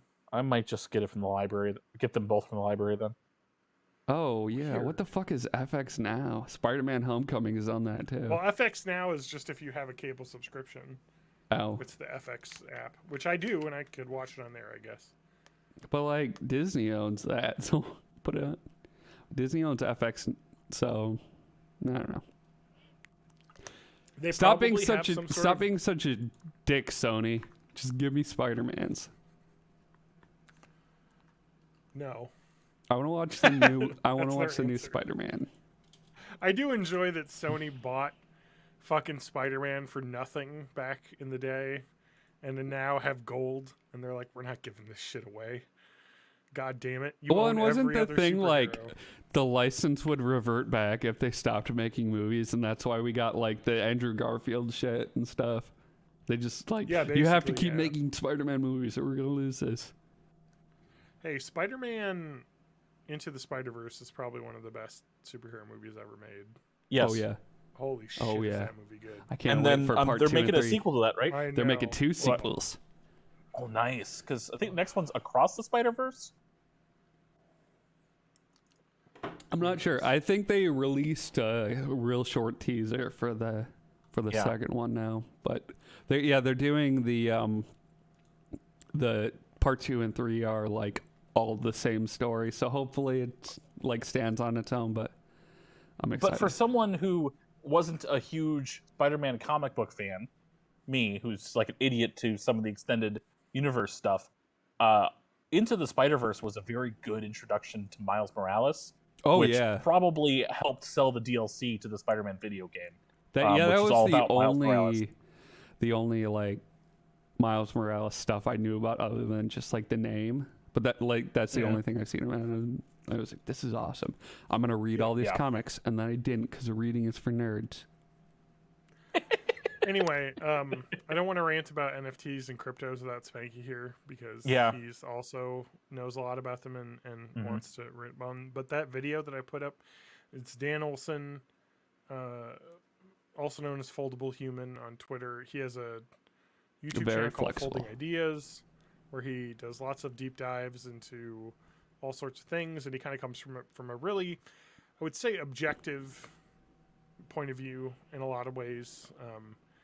But his video called Line Goes Up, which is about crypto and NFTs, is incredibly illuminating if you know nothing about crypto. Because you hear like people saying, I don't know what crypto is or what cryptocurrency is or what NFTs are.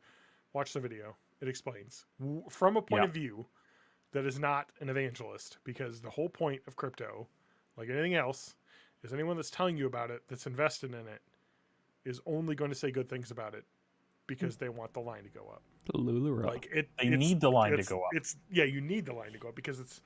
So you ever heard of a Ponzi scheme, Matt? Yes. So Oh a my Ponzi God. scheme- I just want to, just a quick like tangent. Kirsten's been watching a lot of Downton Abbey, and at one point, the rich dude who's like in charge of the Abbey is like, Oh yes. "Oh, I've heard about this Ponzi guy in America that's going like getting great returns." He just triples your investment. It's I incredible. thought that was great. Okay, Ponzi Yeah. scheme. Go ahead. I totally remember that too. Yeah. I'm really looking forward to watching The Gilded Age, which just came out this week on HBO, which is Julian Fellows' new show. It takes place in late 1800s New York. Ooh, And it's starring my future wife, Lauren Carey Coon, who I've seen in person. We breathe the same air, I found out. Because she went to UW-Madison at the same time we were in school. She was in graduate school for theater. And she was at APT when I saw Merchant of Venice. She was in that production. was she the merchant? So, no. Was She she was a Venice? background character. Okay. No, she was the of. Anyway, it's such a bizarre play. So I really enjoyed the fact that I went down that rabbit hole of like, oh my God, she was in Madison the same time I was when I was in college. Like, Oh, holy shit. she was. Oh, that's she was in an episode of the What If series, and that reminds me that is also What If was good. one of the higher up Marvel TV shows for me. Yeah, that was a fun watch. Yeah. I have not seen it. That's I got Highly so recommend. much on the list. All right, I'll I put know. that above other things. Yeah. Then in the hierarchy of lists. The Or problem is even we that- could give you like the best episodes, and you can just watch that. There you go. You The gotta zombie watch one's the whole thing, fine. though. Yeah. See, Yeah. fair. the problem with this is that Lauren refuses to watch any of these things So I have to what you find gotta time do is just alone tell to her watch that these things. in the Doctor Strange episode, he becomes an evil Disney queen. Okay. Basically, that's what he does. First of all, true. Second of all, just watch it when we play Dragon Quest XI. It's fine. There you go. It's something where you gotta grind. Like I gotta I'm find just watching something. an egg right now. I mean, that's how I play Pokemon, is when I'm watching stuff, because there's points where you just need to level up a bit, and it takes a while, especially when you catch something new and you need that to be leveled up. Yay! I'm hatching my egg. There you go. What is it? The Togepi? A Magby. Okay. No, anyway, so we were talking about Gilded Age, Carrie Coon, breathing the same air. What was Ponzi. before that? Ponzi scheme, yes. NFT, yes, because they referenced Ponzi specifically, which I thought was funny. But a Ponzi scheme is basically when you have someone who runs it and they take money from people to invest, and then they get new people to invest, and then they use that money from the new people to pay the other people and just keep the chain going while skimming off the top, basically. It's a perfect plan, except for the fact that there's a finite number of people on Earth. Correct. And this is what NFTs and cryptocurrency are at this point, because there is no practical application for any of these things. And the only way to make money off of them is to exchange it for real currency. And the only way to get more money than when you spend is to get more people involved in it, so they buy it, and then it makes the price go up, and then you can get out of it. It's literally a Ponzi scheme at this point. There's no practical application. And the thing I really liked about the video is I kind of knew all this stuff. The video kind of goes into how crypto works as a technology and how it's fundamentally flawed in many ways. Yeah. There are certain things it's very good at and certain things that it's very bad at. And the whole idea is, and the kind of the conclusion of the whole thing when they get to it is, this is a shitty system, but we currently also have a shitty financial system. I don't know which one's shittier, but unfortunately, we're not going to get to decide which one we have, because just like the current financial banking system, the current crypto financial system is run by a very small amount of people that hold almost all of the assets. So they're going to decide for you, and it's kind of just the same old shit. But no, Elon Musk is going to liberate all of us. Yeah. It takes the supreme capitalist to destroy capitalism and make us all equal. That is like also the thing about the way that crypto works is like, okay, what if we monetize everything? Yeah. Like literally everything. I didn't know that to do transactions on crypto, the transaction fees are dependent upon the value of the coins at that time. So, like, if you want to transfer money, it not only costs whatever the every millisecond changing amount of cryptocurrency it takes to do that, which makes it basically impossible to do because it's so highly fluctuating that you need third-party applications anyway, which completely ruins a lot of the freedom from third parties that it's supposed to have. But the fact that the transactions have to be verified through the blockchain, which takes forever. They were talking, I think in the video, he specifically goes into Visa transactions, and they said like one cryptocurrency transaction takes the same amount of time as like 1,000 Visa swipes. And you imagine how long it takes to swipe your Visa card and then to say verified times 1,000 is how long a crypto transaction can take, depending on the load of the network.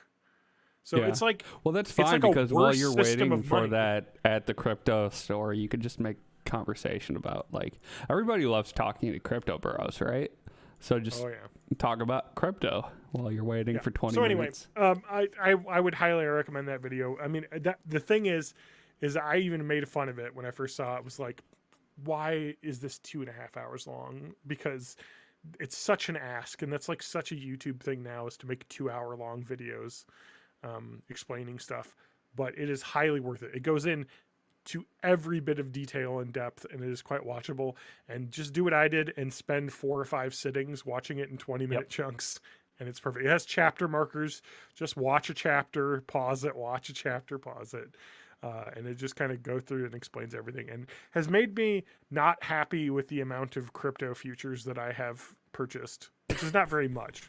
I think I've spent maybe $300 in crypto. You're just watching it, like your face is slowly dropping, like, oh no, oh no. Well, you know, because again, it's speculation. Like I got in not early, but earlier than a lot of people. Yeah. And the price has gone up, but at this point, it's now starting to dig into negative territory because of the market has collapsed in the last few months. So are we already too late in the Ponzi scheme to get in? Oh yeah. Like, Okay. Oh yeah. Oh yeah. Like bummer. that's the thing, is that like people are like, oh, it's decentralized, it's democratized. But if you look at like Ethereum, I think the like 70 to 80% of Ethereum is owned by like 20 or 30 people. It's the same thing. It's the like people are like, oh, this will democratize money. No, it's the same thing. You have the huge billionaires owning everything, dictating everything. If you can buy your new currency with the old currency, it's going to be the same thing. Yep. Yep. And it's like a thing. It's like it's one of those things that is just like, you know, like maybe like a 14-year-old would think, like, you know how like when you're 14 you're like, communism's the greatest system of all time, why would anyone ever use it? And then you realize that one of the fundamental flaws with communism is that humans have to do it, and humans just suck, so it just doesn't work. It's the same thing with crypto. Like ideally, in the perfect world where everyone's great and everything's fair, yeah, that could make sense. But no, people just want to fucking cheat it, and so it doesn't work. And that's like kind of the situation we find ourselves in. It's like the tweet that said, for the island they're trying to, you know, the crypto island they're trying to make.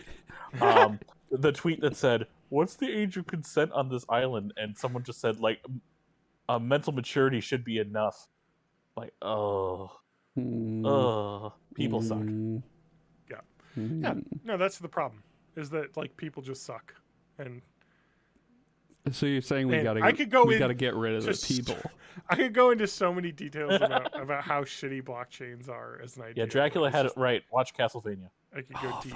I've been thinking about rewatching that recently. Well, I know they're making a season 5. I don't know when it's coming. I just want to see some like really gory anime, like pretty blood splatters and stuff. You know. So ending a season 2. Yeah. Yeah. Anyway. I was trying to think of a really fun analogy for like how crypto works, and I mean it's incredible technology for stopping man-in-the-middle attacks. Yep. Basically, it's impossible. Person in the middle, John. It's 2022. Hey, I'm just using the terminology that they use. But yes, person in the middle attacks.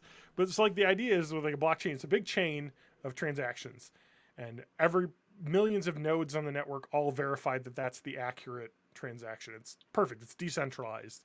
No one can like edit it because, you know, no one can lie about a transaction. Basically, it's freedom. It's that. The problem is that transaction is immutable. It is permanent. It is never changeable because it's in the middle of a chain that can never be edited. So if you fucking put in bad data, so it's completely invulnerable to someone going in and editing a transaction and just cashing out. Can't do that. But it is 100% vulnerable to just someone lying at the start and then putting it in, and it permanently becomes the truth because it's in the chain. It's just, and that is the biggest problem that people don't talk about. That is that like it's literally like once you commit a fraud into the chain, it is now written in the Bible. Like, it is just it is not stupid. Resilient to consensus attack. If you have access to a bunch of the money in, you know, if you have access to a bunch of the money and a bunch of the terminals that have access to, you know, the chain.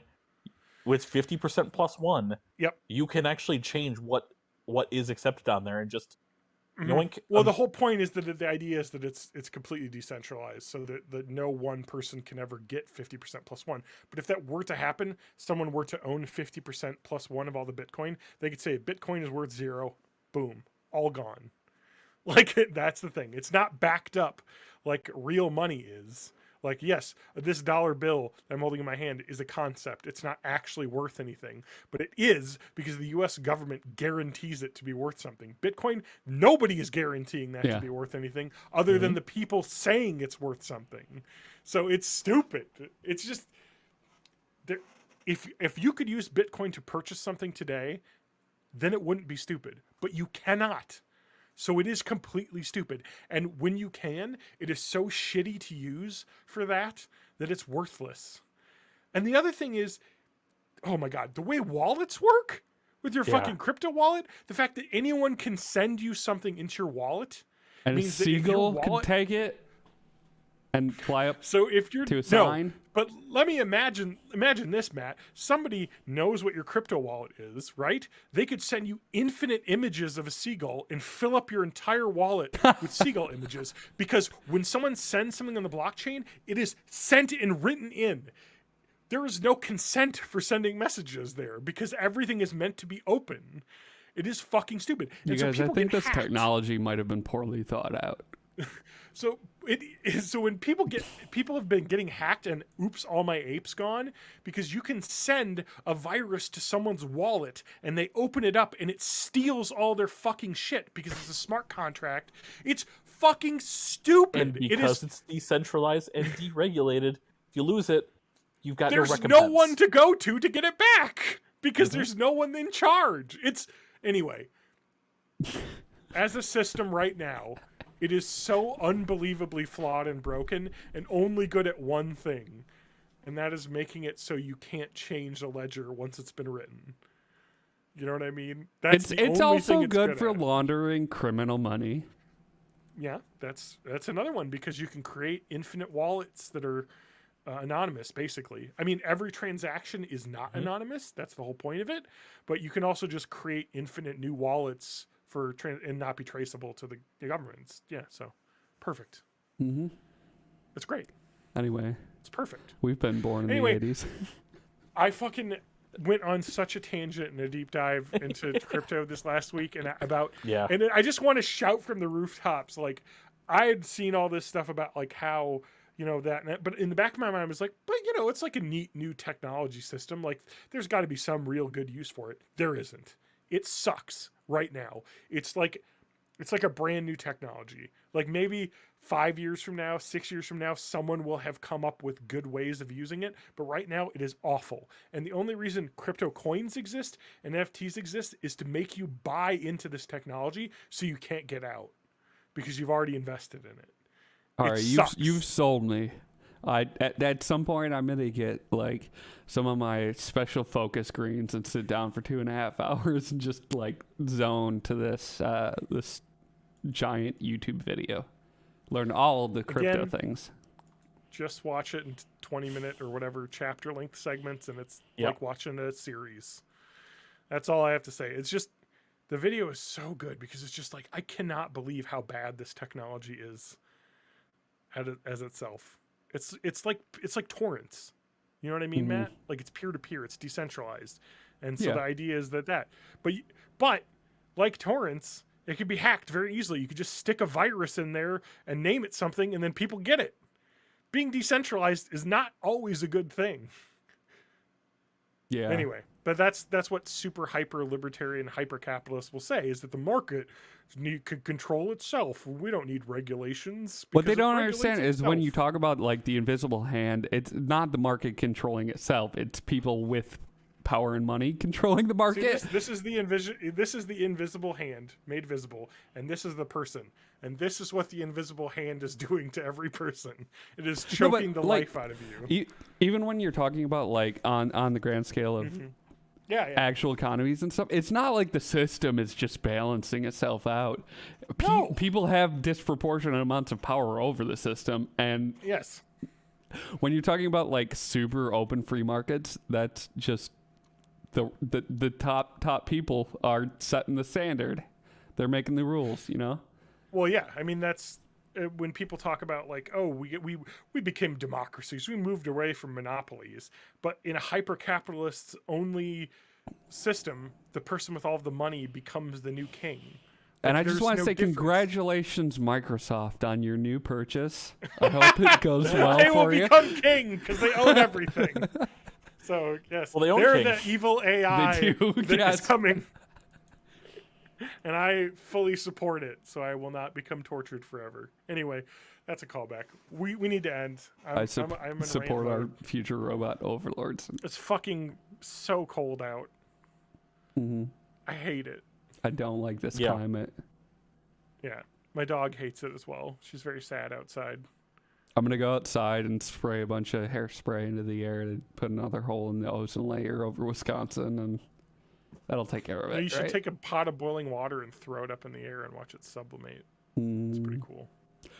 Or dump hot water on my windshield and watch it immediately shatter. Because that's what really happens when you do that. Yeah, don't do that. Do not do that. Oh man, you know what I love is having a garage that's inside. One day. I don't it's have the that. best. Even if I don't have a house one day, I'd like a garage. This is the problem though, and this is the thing that when I became a homeowner, I always said is that I'm going to use the garage for the car, because so many homeowners just use the garage as a storage unit, and just being able to have that car inside is just so worth it. Oh, Never yeah. having to scrape off. Even though I would love to use a lot of the garage space to store shit and build like a workshop, but no, I don't want to have a car outside in the cold. No. The garage is the car's bedroom. You have to pick a different room to be your room. Exactly. Exactly. All right. I got to get that resin printer though, and that's got to be in a room that I can open the window. It's not stinky. People It's say not as bad as I think. I mean, I don't have the best sense of smell, but I've never smelled fumes coming off it. The thing that I've smelled is the rubbing alcohol. If you don't have it in a good enough sealed container, that fills up a room real fast. I mean, Matt, we all know I'm buying a resin printer at some point. Oh yeah. Yep. It's really just No, I've gone down John. the rabbit hole. John. Uh-huh. SLM printers. You melt metal dust with lasers. I know. Get one of those. They do cost, I think, thousands upon thousands of dollars. Also, they're extremely wasteful because all of the metal dust that's in the thing that doesn't get used up, you can't use on the next print. You just have to throw it away. What? Mm-hmm. That's probably the coolest part about PLA printing is that you can just goop it up and make a new PLA out of it. It's recyclable. Yeah. Oh, Can you do the resin too, right? No. Resin just because it's UV reactive, so once it cures, it's different. It won't melt or anything. I meant like the goop, like the pile of goop. You just keep using that goop till it's used up, right? Yeah. You have to it'll separate, so you just have to stir it every once in a while. Yeah. But I mean, the idea is that you use up all the goop. It's not like that where there's I'm sure there's end of a bottle a little bit that you just have to toss, but in theory, it's not as wasteful as that metal. Yeah. And you can always if you have stuff left over in the vat, you can always throw it back in the bottle and just shake it up, and it's fine. Thing is, I need to print miniatures, and man, FDM printing miniatures it works, but it is a lot of futzing around to get the angles right and the supports right so that it prints correctly. There is also a lot of that with resin, but it's completely different because with an FDM, you're working against gravity. When you're doing a resin print, it's upside down and you're working against suction. So you have to be I have to put holes in the bottom so it doesn't make a big suction thing that ruins the print. Well, the thing is that I say about that is that a lot of the miniatures and stuff that I have pre-supported versions for resin printing pre-built by the people. So yeah. So it's they are much easier if I just had that. But anyway, I don't know if the episode already ended at this point, but I'm just talking about printing. I've been John Danger. Oh man, I almost Matt bought a resin Haig. printer during Christmas. There was a sale where the we have to say the episode ends. We can keep talking, but we have to end. Oh, that's what I'm saying. It's over. It's been over. All right, Goodbye, I'm ending everyone. the stream now. Goodbye.